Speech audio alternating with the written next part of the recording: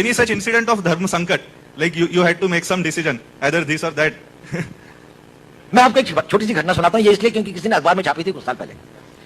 ऐसा हुआ कि वहां पर एक लाहौर के अंदर में एक बड़ी भारी की एक मजार है जिस पर बहुत सारे लोग आते हैं।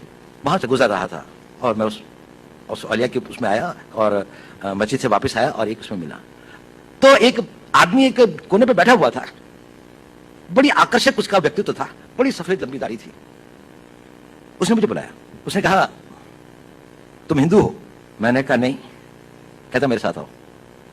मैं उसके साथ चला गया। वो मुझे 2-4 गलियां ले जाके छोटे से कमरे में ले गया। उसने दरवाजा बंद कर दिया। उसने कहा देखो तुम हिंदू हो। मैंने कहा आप क्यों कहते हैं?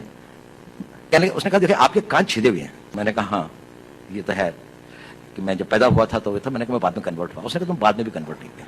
उसने कहा कि इसकी प्लास्टिक सर्जरी करवा लो, इस तरह से घूमना ठीक नहीं है। मैंने कहा अच्छा।